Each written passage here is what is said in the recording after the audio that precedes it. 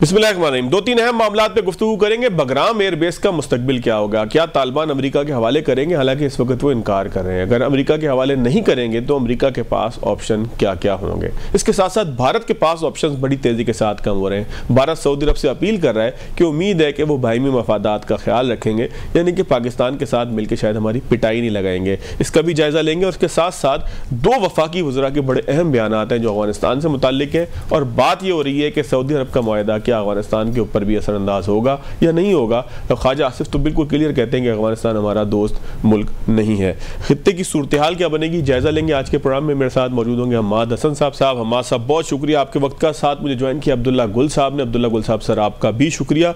नजम वली खान साहब ने मुझे लाहौर से ज्वाइन किया। नजम भाई, आपका भी शुक्रिया। अब्दुल्ला गुल साहब, बहुत शुक्रिया सर आपके वक्त का। सर, ये फरमाइएगा कि जिस तरीके से दो वफाकी वजीर सुबह से अब तक राना सनाउल्लाह और ख्वाजा आसिफ ये बयान दे चुके हैं कि ये अफगानिस्तान के तनाजुर में भी इस मुआहदे को देखना चाहिए जो सऊदी अरब के साथ पाकिस्तान का हुआ, आप कैसे सर इसको देखते हैं? क्या अफगानिस्तान के तनाजुर में हम इस बयान को जो है वो दुरुस्त समझ सकते हैं कि सऊदी अरब के साथ होने वाले मुआहदे के कोई अफगानिस्तान पर भी असरात है? बिस्मिल्लाहिर्रहमानिर्रहीम, बहुत शुक्रिया। नहीं, मेरे ख्याल में जो सऊदी अरब के साथ मुआहदा है उसके अपना एक अहमियत है और जाहिर है उसकी अफादियत है। लेकिन मैं आपको ये बताना चाहता हूँ, क्योंकि मैं इस सारी चीज़ों का आई विटनेस हूँ। मुजाहिदीन की जब वहाँ हुकूमत थी और जब सोवियत यूनियन जो है वो कोलैप्स हुआ, तो उस टाइम पे सऊदी अरब और मुजाहिदीन के बहुत अच्छे ताल्लुकात थे, बेमिसाल जो ताल्लुकात थे वो मौजूद थे। और उस टाइम पे सऊदी अरब ने इस अफगान जिहाद के अंदर तकरीबन 50% जो है वो माली मुआवनत की थी। इसमें कोई दूसरी राय नहीं है, उनका बहुत बड़ा किरदार है। लेकिन उसके बाद जब अफगान तालिबान की हुकूमत आई तो मुल्ला उमर जो थे उनके दौर के अंदर जो है वो मुलाकात हुई। उस वक्त के इस्तखबारात यानी कि GID जो सऊदी इंटेलिजेंस है उसके चीफ जनाब तुर्की उल फैसल, शहजादा तुर्की उल फैसल जो है वो शहजादा जो बादशाह फैसल थे, शाह फैसल शहीद, उनके साहबजादे भी हैं। तो उनकी मुलाकात हुई, लेकिन वो मुलाकात जो थी वो बहुत ही एक बैड नोट के ऊपर ख़त्म हुई और दोनों जो लोग थे वो दोनों तरफ बड़ा गुस्सा जो था वो महसूस किया गया, बल्कि देखा गया।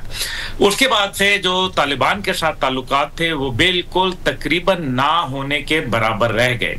इसलिए अभी की सूरत हाल के अंदर अफगानिस्तान के अंदर मासवाए इसके के सऊदी अरब जो है वो वहाँ से लोग जज़ायरीन जाते हैं उम्रे के लिए, हज के लिए, मुक़द्दस मुकामात हैं, और कुछ लोग वहाँ नौकरियां भी कर रहे हैं। इसके अलावा कोई बेहतरीन ताल्लुकात जिसको आप कहें तो मेरे ख्याल में ऐसा कोई वहाँ अमल नहीं है।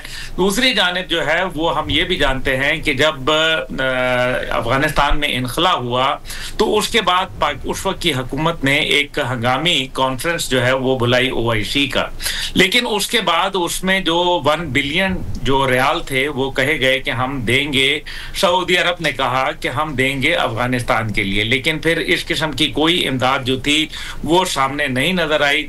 और फिर जो मेरे ख्याल में अफगानिस्तान के अंदर भी सऊदी अरब के हवाले से कोई मनफी रुझानात जो हैं वही देखने में आए। लेकिन सबसे बड़ी बात यह है कि मौजूदा तनाज़र के अंदर यकीनन एक इखलाकी दबाव तो ज़रूर होगा, लेकिन इससे ज़्यादा जो है मेरा नहीं ख्याल कि किसी किस्म का कोई सऊदी अरब के तनाज़र में दबाव पड़ सकता है। दूसरी जानिब जो है अफगानिस्तान के अंदर बागराम के एयरबेस की बात हो रही है, डोनाल्ड ट्रंप जो है बज़िद हैं, कह रहे हैं, लेकिन अफगानिस्तान ने बाकायदा इसको इनकार कर दिया। और उसकी बड़ी वजह यह है कि कुछ शायद लोग अफगान शूरा के अंदर मौजूद हों, तालिबान शूरा में, जो ये कहते हों कि ठीक है अमेरिका को जो है वो एक इजाज़त देनी चाहिए। अमेरिका वैसे भी एक सॉफ्ट एंट्री चाहता है क्योंकि वो पूरे इस रीजन के अंदर उसकी कोई जो है गिरफ्त या उसका कोई अड्डा मौजूद नहीं है, ना सेंट्रल एशिया में, ना ईस्टर्न यूरोप से लेके इस खित्ते तक। इसलिए अमेरिका ये चाहता तो ज़रूर है, लेकिन उसके साथ ही अमेरिका ने यह भी बयान दिया कि वहाँ से जो चाइना के मिसाइल मैन्युफैक्चरिंग की फैसिलिटीज़ हैं वो अफगानिस्तान से करीब हैं। और इससे पहले मुझे इल्म है कि चाइना के लिए बाकायदा मिसाइल अमेरिका ने अफगानिस्तान में, रूस और चीन के लिए वहाँ medium and short range missile जो थे वो अफगानिस्तान में लगाए हुए थे। बागराम एयरबेस का जहाँ तक ताल्लुक है उसके अंदर जो नौजवान तालिब हैं वो ये कहते हैं कि जी हमारे جو لوگوں کو شہید کیا، ہمارے بڑوں کو شہید کیا، ہمارے رشتہ داروں عزیز و اقارب کو شہید کیا، اس وجہ سے وہ امریکی فوج کا تو میرے خیال میں سوچنا بھی نہیں پسند کرتے. تو یہ مجھے بیل منڈیٹ چلتی نظر نہیں آتی. یہ آپ نے عبداللہ صاحب بگرام کی بات کی، تو کیا آپ کو لگتا ہے کہ امریکہ کوئی مہم جوئی بھی کر سکتا ہے اس کو؟ کیونکہ افغان طالبان تو آج جو بیان ہے اس کے نتیجے میں وہ تو ثابت کرنا چاہتے ہیں، وہ کہنا چاہتے ہیں کہ جی وہ تو مزاحمت کریں گے یا ایسے کرنے نہیں دیں گے. تو ڈونلڈ ٹرمپ صاحب جس کوشش کی بات کر رہے ہیں وہ کوئی عسکری کوشش بھی ہو سکتی ہے؟ دیکھیں، زیادہ سے زیادہ ڈونلڈ ٹرمپ ان کے اوپر میسائل اٹیک کر سکتے ہیں، یا پھر ان کے اوپر ایریل کوئی اٹیک جو ہے وہ ہو سکتا ہے، اور اس کا بھی کوئی جواز نہیں بنتا. اس سے ایک دفعہ ریجن پھر جو ہے ڈی اسٹیبلائزیشن کی طرف، اور پاکستان خاص طور پہ اس سے متاثر ہوگا. دوسری جانب جو ہے روس اور چین جو ہے، میرا خیال ہے کہ اب اتنے وہ مضبوط ہو چکے ہیں کہ اس قسم کی کوئی بھی مہم جوئی جو ہے اس کے لیے میرے خیال میں ان کی طرف سے مدافعت کی امید کی جا سکتی ہے. تیسری جانب جو ہے وہ ابھی صدر ٹرمپ نے جو ہے چائنا کو دھمکی دی ہے بہت بڑی تائیوان کے معاملے کے اوپر، تو اس کو بھی میرے خیال میں دیکھنا چاہیے، کیونکہ یہ بار بار دھمکی، دھونس، دھاندلی اور جو لڑائی جھگڑے کی باتیں، اور خاص طور پہ جب سے یہ شروع ہو گئیں، جب سے ڈونلڈ ٹرمپ نے وزارت دفاع کو جو ہے وزارت جنگ کا خطاب دے دیا، وار منسٹری جو ہے اور وار منسٹر جو ہے وہ کہلوا رہے ہیں. اس کا مطلب یہ ہے کہ آپ جنگوں میں توسیع چاہتے ہیں، اور ساتھ ہی ساتھ کل کے اندر جو ہے ہم نے دیکھا کہ $6 بلین کا جو ہے وہ اسلحے کا انہوں نے اندیا دیا ہے کہ وہ 2 سے 3 سال کے عرصے میں اسرائیل کو دیں گے. اس سے تو میرے خیال میں پورے جو دنیا کا ایک ورلڈ آرڈر ہے وہ ڈسٹربنس کی طرف جا رہا ہے. رانا ثناء اللہ صاحب اور خواجہ آصف صاحب محترم ہیں، اور انہوں نے جو یہ بیان دیے ہیں میرے خیال میں ایک دباؤ کے تحت ہیں. پاکستان بھی میرے خیال میں ایک پریمپٹیو اسٹرائک ڈاکٹرن کے تحت جو ہے وہ کچھ ٹھکانوں کے اوپر تو نشانہ بنا سکتا ہے، جیسے ماضی میں جماعت الاحرار کے اوپر انہوں نے حملے کیے تھے فضائی پاکستان نے اور بڑے کامیاب ہوئے تھے. لیکن انٹیلیجنس بیسڈ آپریشن جو ہیں وہ میرے خیال میں جاری رہیں گے. لیکن اس کے علاوہ بوٹس آن گراؤنڈ، یعنی کہ براہ راست جنگ کے اندر اپنے آپ کو جھونکنا ایک ایسے وقت میں جب $10 بلین کا افغانستان میں جدید ترین امریکی اسلحہ موجود ہے، اور بھارت یہ چاہے گا کہ آپ اپنے مغربی بارڈر پہ مزید الجھ جائیں. میرا نہیں خیال کہ پاکستان کی اسٹریٹجک جو پالیسی ہے وہ اس کی فی الحال اجازت دے. ٹھیک ہو گیا. حماد صاحب آپ سر کیا کہتے ہیں؟ جیسے عبداللہ صاحب نے بگرام کا ایک تذکرہ کیا، میں سوال بھی آپ سے یہی کرنا چاہ رہا تھا کہ یہ بگرام حاصل کرنے کی کوشش کیسی ہوگی؟ مطلب کیا کوشش ہوگی؟ ڈونلڈ ٹرمپ جب یہ بات کرتے ہیں تو ان کے ذہن میں کیا تھا؟ کوئی سفارتی کوشش ہے، کوئی ریکویسٹ ہے طالبان سے کہ جی مہربانی کریں آپ یہ دے دیں ہمیں بیس، جس طرح سے ہماری قطر کے اندر ہے، پھر ساتھ کچھ گارنٹیز بھی ہوں، کچھ انویسٹمنٹ کے وعدے بھی ہوں جس طرح سے ٹرمپ صاحب آج کل کر رہے ہیں، یا یہ کوئی عسکری جو ہے وہ کوشش ہوگی؟ اس پہ بھی بات کیجیے گا. پھر دو وزراء کے بیانات کو کیا ہم بالکل ایک پریشر ٹیکٹک سمجھ کے چھوڑ دیں، یا اس کے نتیجے میں ہم سمجھ سکتے ہیں کہ پاکستان نے سعودی عرب سے بھی کوئی بات کی ہوگی کہ جی ان کو سمجھائیں ورنہ ہم ان کے اوپر اٹیک کریں گے اور آپ ہمارے ساتھ ہوں گے، ہمیں پیسے دیں گے اس کام کے؟ کہ بگرام ایئر بیس کے حوالے سے ڈونلڈ ٹرمپ کی جو بات ہے وہ گراؤنڈ ریئلٹی سے بہت دور ہے، اور اس کے کئی وجوہات ہیں. بگرام ایئر بیس کے حوالے سے میں بتاؤں، عمومی طور پر لوگوں کا خیال ہے کہ بگرام ایئر بیس 9/11 کے بعد جب امریکہ افغانستان میں آیا تو اس وقت بگرام ایئر بیس، حالانکہ ایسا نہیں ہے. 1950 میں روس نے اس بیس کو بنایا تھا، اور یہ 77 مربع کلومیٹر پر پھیلا ہوا ایک بہت بڑا ایئر بیس ہے. پھر 9/11 کے بعد جب نیٹو فورسز اور امریکہ افغانستان میں آئے تو انہوں نے ٹیک اوور کر لیا تھا. اسی بیس پر $7.5 ارب کا اسلحہ رہ گیا تھا. لیکن 2024 میں BBC نے ایک رپورٹ شائع کی تھی، اور انہوں نے کچھ سیٹلائٹ تصاویر لی تھی، اور پھر ان کے ایک ماہر تھے، سیٹلائٹ ماہر تھے، جینیفر جونز نام تھا غالباً ان کا اوپینین بھی لیا تھا. تو انہوں نے کہا تھا کہ بگرام ایئر بیس 2021 سے جب طالبان نے ٹیک اوور کیا افغانستان کو، تو اس وقت سے لے کر 2025 تک بگرام ایئر بیس پر 35 طیارے کھڑے تھے، لیکن اب ایک بھی طیارہ دکھائی نہیں دے رہا ہے. اسی طرح 40 کنٹینرز موجود تھے، ایک بھی کنٹینر نہیں ہے.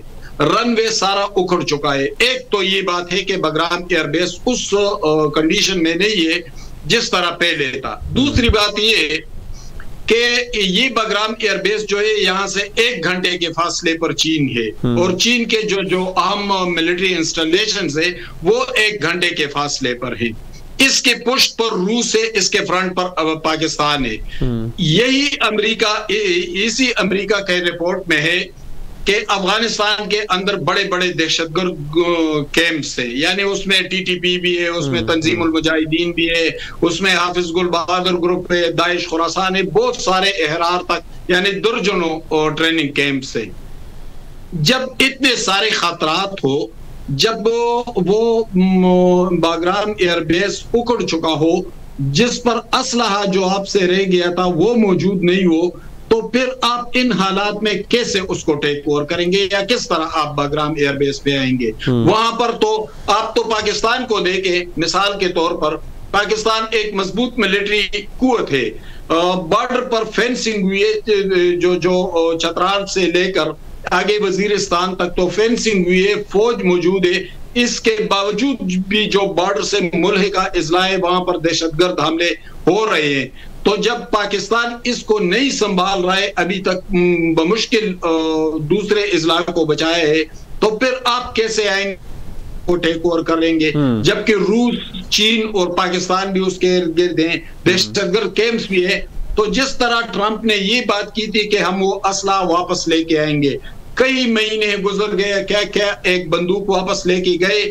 تو ٹرمپ کی بات ٹھیک ہے، لیکن میں اس بات کو اسی تناظر میں نہیں، کسی اور تناظر میں دیکھ رہا ہوں، اور وہ تناظر ہے سعودی عرب میں پرائم منسٹر شہباز شریف اور فیلڈ مارشل عاصم منیر کی محمد بن سلمان سے ملاقات. اور یہ ملاقات دو ممالک کے درمیان نہیں ہے. یہ جو F-15 طیارے ہوا میں اڑ رہے تھے وزیر اعظم کے جہاز کے ارد گرد، یہ جو جامنی رنگ کی کارپٹ بچھائی گئی تھی، یہ جو تاریخ کی ایک انتہائی تاریخ ساز پروٹوکول ملا ہے، تو بھائی یہ دو ممالک کے درمیان یا دو سربراہان مملکت کے درمیان ملاقات نہیں تھی، یہ آدھی دنیا کی ملاقات ہے. یہ تو سمبولکلی دو لوگ تھے.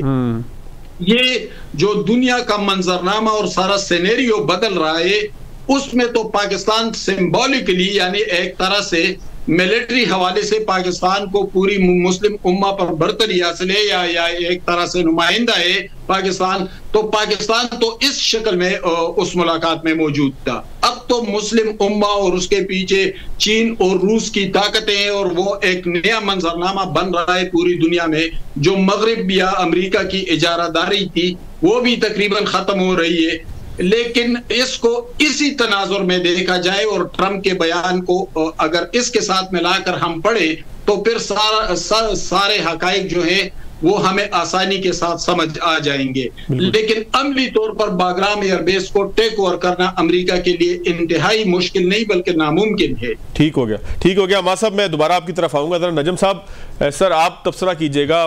جو میرے دونوں باقی احباب تھے انہوں نے تو پورا ایک منظرنامہ بیان کیا ہے افغانستان کے تناظر میں، سعودی عرب اور پھر عالمی سطح پہ پاکستان کی جو اس وقت پذیرائی ہے.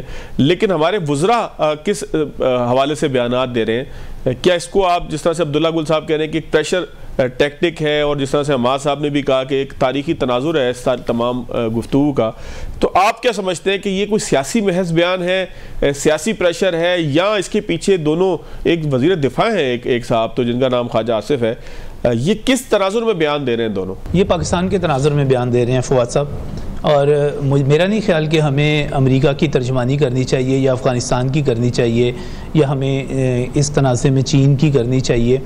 اگر پریزیڈنٹ ٹرمپ یہ کہتے ہیں کہ انہوں نے باگرام ایئر بیس پہ قبضہ کرنا ہے تو یہ افغانستان کا ایشو ہے، وہ اس پر رسپونڈ کرے. اگر وہ چین کا نام لیتے ہیں تو چین اس پر رسپونڈ کرے. ہم 3 میں نہ 13 میں ہم خام مامے بن کے بیٹھ جاتے ہیں. ہمارا اس سے بظاہر اور اس سے کوئی تعلق نہیں، بلکہ جو تعلق ہے وہ بڑا عجیب ہے. آج جب آپ یہ پروگرام کر رہے ہیں تو آج وہ کیا ہے، استاد مرید گل رحمان جو ہے جعفر ایکسپریس کا ماسٹر مائنڈ، وہ افغانستان میں پراسرار طور پر اس کے مارے جانے کی خبر سامنے آئی ہے. 17 تاریخ کو یہ واقعہ ہوا، آج وہ خبر آئی. میں تھوڑا سا اس میں زیادہ اس لیے ہوں کہ شاید آپ کو علم ہو کہ جب اسامہ بن لادن اور ایمن الظواہری نے ایک پریس کانفرنس کی تھی افغانستان میں، تو بطور چیف رپورٹر دن میں 1999 کی بات کر رہا ہوں، میں اسامہ بن لادن کی اس پریس کانفرنس میں، ایمن الظواہری کی پریس کانفرنس میں موجود تھا.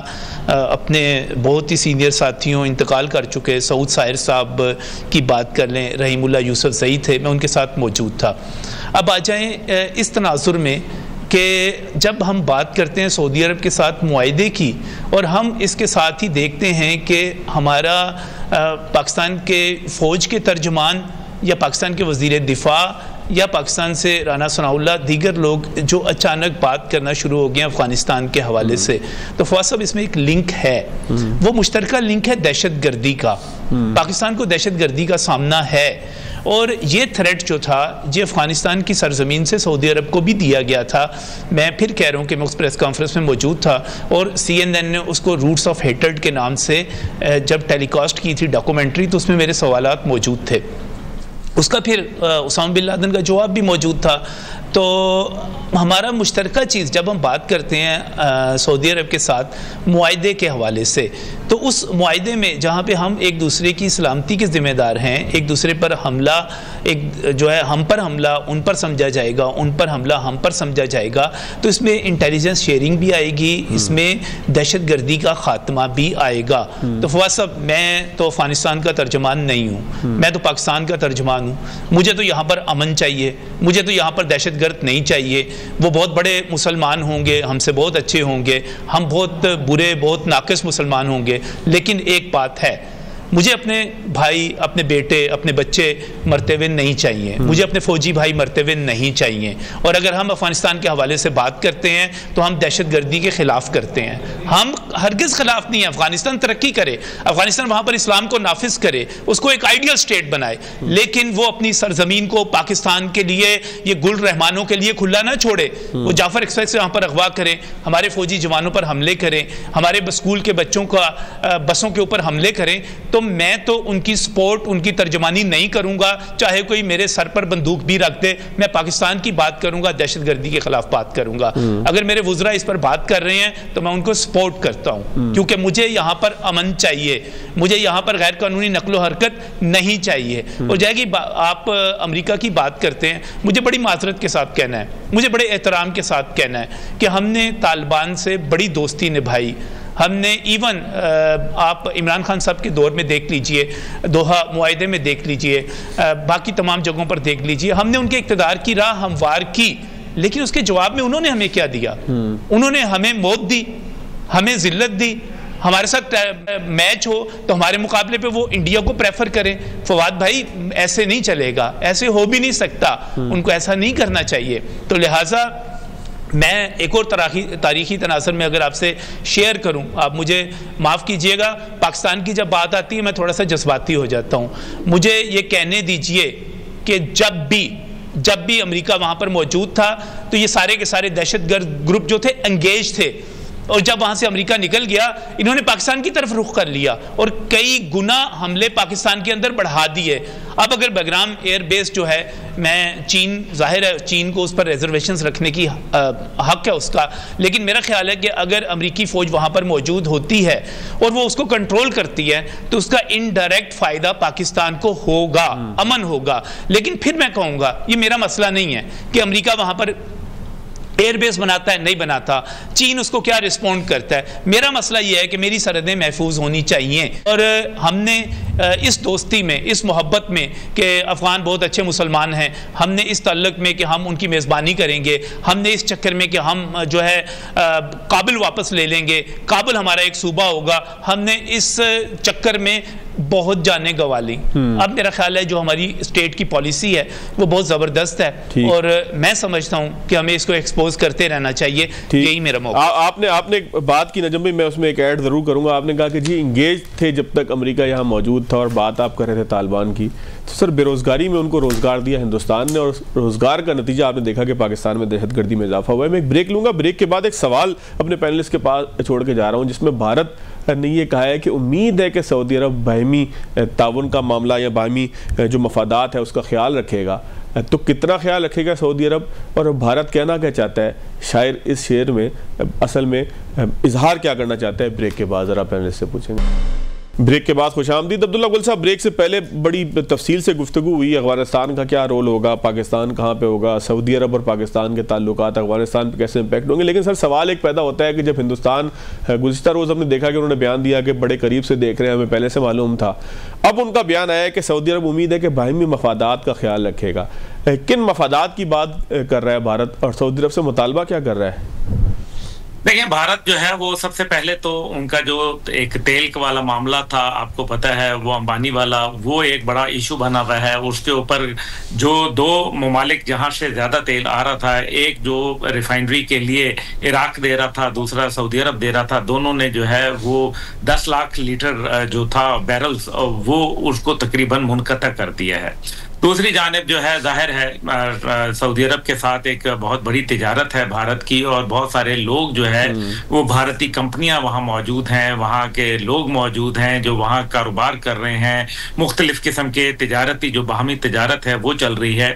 تو اس ٹائم پہ بھارت جو ہے آپ کو معلوم ہے اس کے اوپر ایک ٹریڈ ٹیرف بھی عائد ہوا ہوا ہے, اس کی آئی ٹی انڈسٹری بھی جو ہے وہ مشکلات کا شکار ہے. اس کا $283 بلین کی جو آئی ٹی انڈسٹری ہے وہ سفوکیٹ ہو کے رہ گئی ہے. بھارتی جو پروڈکشن لائنز ہیں ان کے لیے امریکن ٹیرف کی وجہ سے جو ہے مصیبتیں بن گئی ہوئی ہیں. اس لیے بھارت جو ہے وہ اس کو معلوم ہے کہ اب اس کے لیے جو اگر مارکیٹ ہے تو وہ عرب دنیا ایک اہم مارکیٹ ہے, اور سعودی عرب کے ساتھ کا مطلب یہ ہے کہ وہ خیال کرے گا, مینس کہ وہ پاکستان کے حوالے سے کوئی ایسا اقدام نہیں لے گا جس سے جو ہے بھارت کے تجارتی جو معاملات ہیں وہ کہیں مجروح ہو جائیں. یہ ہے وہ اصل بات. دوسری جانب جو ہے وہ آپ کو معلوم ہی ہے کہ اس ٹائم پہ یہ بات تو ہم کہہ رہے ہیں کہ جی پاکستان پر حملہ سعودی عرب پر, اور سعودی عرب کا حملہ جو ہے وہ پاکستان پر تصور کیا جائے گا. مسئلہ یہاں یہ ہے کہ اگر بھارت ہم پر جو ہے جنگ مسلط کرتا ہے, جو کہ میرے خیال میں ایک بڑی تیاری وہ کر رہا ہے اس ٹائم پہ, جو جس طرح سے ڈونلڈ ٹرمپ جو ہے وہ بوکلاہٹ میں جلدی بیانات دے رہے ہیں, ہمیں بھی جو میرے خیال میں حماد صاحب ہیں یا میں دونوں نجم صاحب سے بالکل اتفاق رائے رکھتے ہیں کہ ہمارے تمام تر مفادات پاکستان سے, ہمیں نہیں فرق پڑتا کہ کوئی کیا ہوتا ہے افغانستان میں یا نہیں ہوتا. لیکن میں یہ ضرور کہوں گا کہ افغانستان سے جو ہمیں امید تھی انہوں نے ہمارے نمک کو, پاکستان کے نمک کو حلال نہیں کیا. یہ مجھے بہت افسوس سے کہنا پڑ رہا ہے. دوسری جانب جو ہے وہ میں یہ کہوں گا ضرور کہ اس ٹائم پہ جو آپ کے اوپر ابھی یہ جو معاہدہ ہوا ہے سعودی عرب اور پاکستان کے دفاعی اور اسٹریٹجک معاہدہ, اب اس کے اوپر اگر آپ ذرا تھوڑی سی نظر دوڑائیں تو براہ راست پاکستان کے اوپر کوئی دباؤ نہیں آئے گا, لیکن FATF کے ذریعے, آپ کے اوپر مختلف سینکشنز کے ذریعے, آپ کے اوپر جو میسائل پروگرام ہے اس کے اوپر پہلے ہی جو ہے شاہین 3 کے اوپر جو بائیڈن انتظامیہ نے آخری اشرے 2024 کے جو ہے آخری دسمبر میں وہ آپ کے اوپر جو ہے وہ 5 کمپنیوں کو بین کر دیا تھا اور شاہین 3 میسائل کے اوپر پابندی عائد کی تھی. اسی طریقے سے جو ہے وہ پاکستان میں پولیٹیکل ڈی اسٹیبلائزیشن کریٹ کر سکتے ہیں, وہ پاکستان میں جوڈیشل بحران پیدا کروا سکتے ہیں. یہ وہ ماضی میں کرتے رہے ہیں. آپ پڑھ لینا امریکن گھوسٹ وارز, تو اس کے اندر آپ کو بڑی چیزیں واضح آ جائیں گی.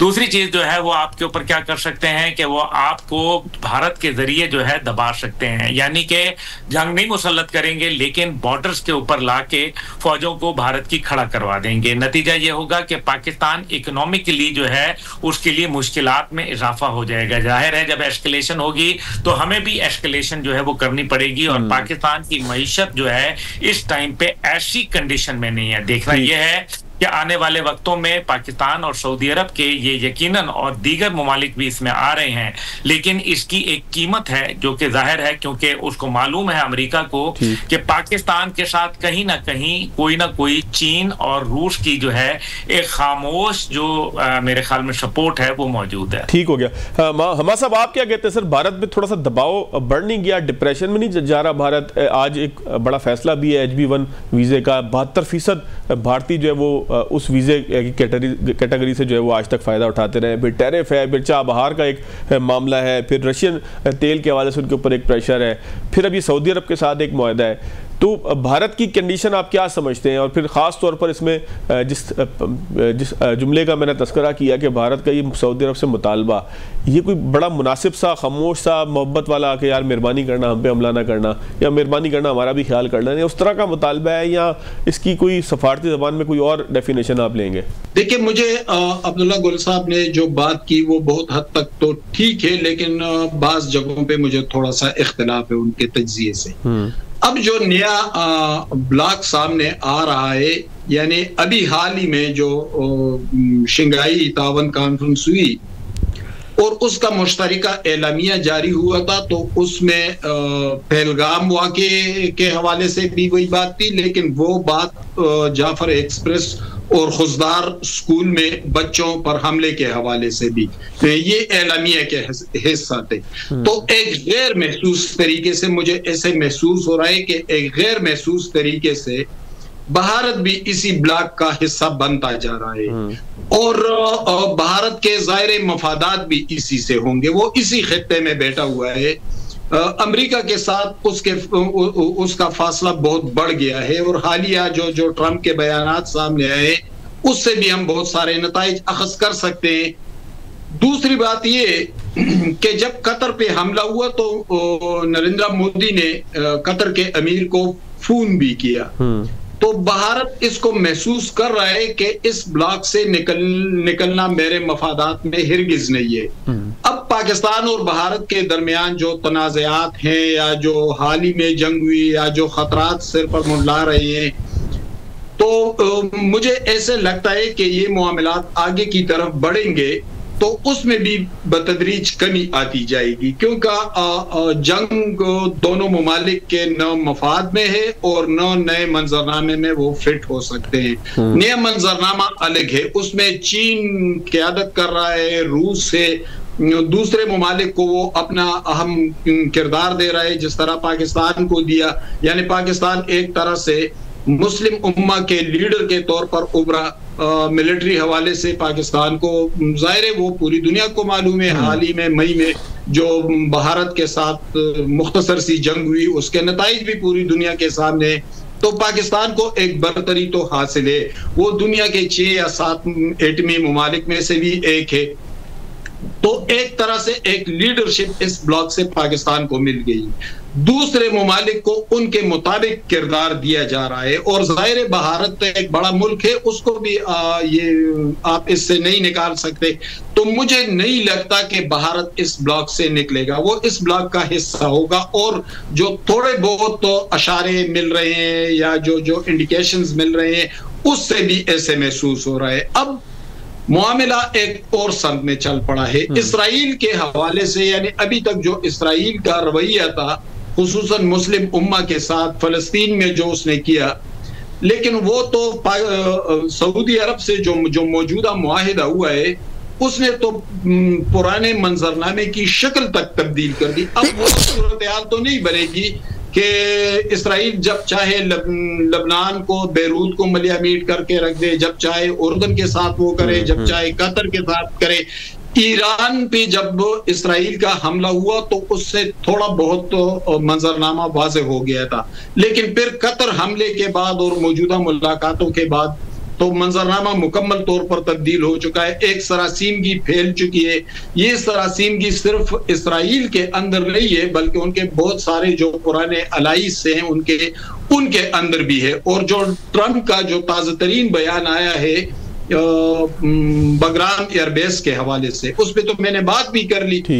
تو نئے منظرنامے میں بھارت شاید اپنے کردار کی تلاش میں ہوگا، اور وہ کردار اس کو اسی بلاک کے اندر ملے گا، کہیں اور نہیں ملے گا، اور اسی کردار سے پاکستان کے ساتھ امن کی صورتحال بھی نکلے گی، اسی کردار سے چائنا اور روس اور مسلم امہ کی قربت کے حوالے سے بھی نکلے گی۔ ٹھیک ہو گیا نجم بھائی، جس طریقے سے حماد صاحب نے بڑی تفصیل سے کردار کی ایک بات کی ہے بھارت کے، تو یہ جو درخواست ہے کہ ہمارے مفادات کا خیال بھی رکھے، باہمی مفادات کا خیال بھی رکھے سعودی عرب بھارت سے، تو یہ اس کردار کے لیے ہے کہ وہ چاہتے ہیں کہ کوئی راستہ ان کو بھی مل جائے، جو نیا بلاگ بن رہا ہے، نیا منظرنامہ بن رہا ہے، کیونکہ آج کی ساری گفتگو اگر سمیٹے تو اس بات پہ تو ہم سب متفق ہیں کہ ایک نیا منظرنامہ بن رہا ہے کہ جس میں پاکستان کی بڑی ایک حیثیت ہے، تو بھارت اس منظرنامے میں کدھر ہے؟ اس طرح کی درخواستوں کے نتیجے میں کہیں وہ بھی سائڈ میں چپکنے کی کوشش کر رہا ہے، کیا چاہ رہا ہے سر وہ؟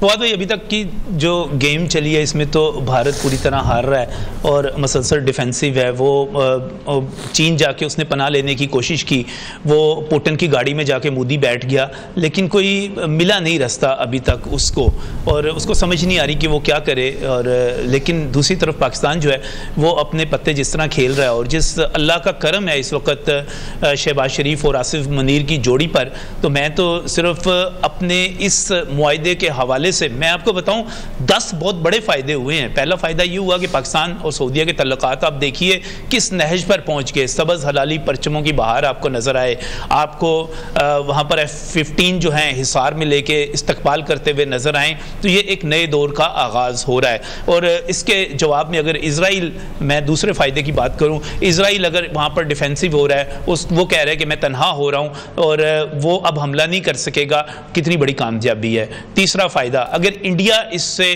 پریشان ہو رہا ہے اور اس کے مفادات پہ ضرب پہنچ رہی ہے، زیک لگ رہی ہے، کتنا بڑا اس کا بہت بڑا فائدہ ہے۔ پھر آپ یہ دیکھیے کہ ہمارے پاس زیادہ تر چائنیز ٹیکنالوجی ہے، سعودی عرب کے پاس 78% امریکن ٹیکنالوجی ہے، اس کے بعد اسپین ہے، اس کے بعد فرانس ہے، برطانیہ ہے، ان کی ٹیکنالوجی ہے۔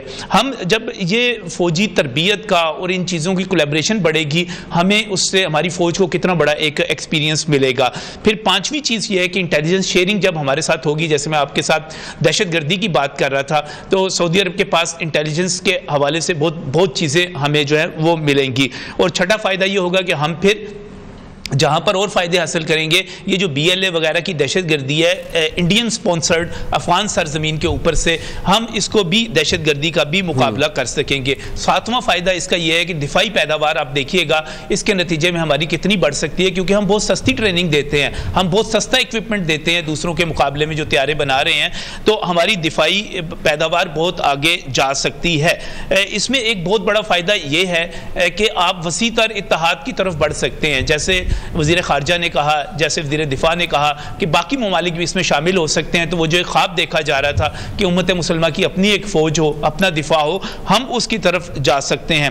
میں اس 8ویں کے بعد 9واں فائدہ اقتصادی فائدہ تو ہے ہی، اس میں ہمیں بڑے ریلیف ملے گا فواد صاحب، ہمیں یہاں پر IMF سے نجات مل سکتی ہے، یہاں پر مہنگائی کا خاتمہ ہو سکتا ہے، ہم اپنے پیروں پر کھڑے ہو سکتے ہیں، ہمیں ڈالر اور ریال ملیں گے اس کے بدلے میں، اور انشاءاللہ تعالی بہت سارے اعتراضات جو ہم پر کیے جاتے ہیں وہ بھی دور ہوں گے۔ اور سب سے 10واں آخری فائدہ، میرا خیال ہے سب سے بڑا فائدہ ایک مسلمان کے طور پر میری نظر میں تو یہی ہے کہ الحمدللہ ثم الحمدللہ ہم خانہ کعبہ اور روضہ رسول کے چوکیدار ہو گئے، ہم اس خاک پر پہنچ گئے، ہم اس در پہ پہنچ گئے جس کے آگے عظمتیں ہی عظمتیں ہیں، بلندیاں ہی بلندیاں ہیں، اور اگر ہم مکہ مدینہ کے محافظ ہو گئے، ہمیں یہ ذمہ داری مل گئی، تو میرا خیال ہے کہ اللہ تعالیٰ نے جب ہمیں چن لیا اس کے لیے، تو آگے تو کامیابی ہی کامیابی ہیں۔ باقی بھارت کہاں جاتا ہے، کیا کرتا ہے، مجھے اس سے غرض نہیں ہے، مجھے اس سے غرض ہے کہ آصف منیر اور شہباز شریف مل کر ان کو ڈیفیوز کر سکتے ہیں، اس کو ایسی تیسی کر سکتے ہیں، تو میرا یقین ہے کہ وہ کر سکتے ہیں۔ بہت شکریہ نجم ولی خان صاحب آپ کا، عبداللہ گل صاحب آپ کا، حماد حسن صاحب آپ کا۔ ناظرین آج کے پروگرام سے اتنا ہی، اجازت دیجیے گا، اللہ حافظ۔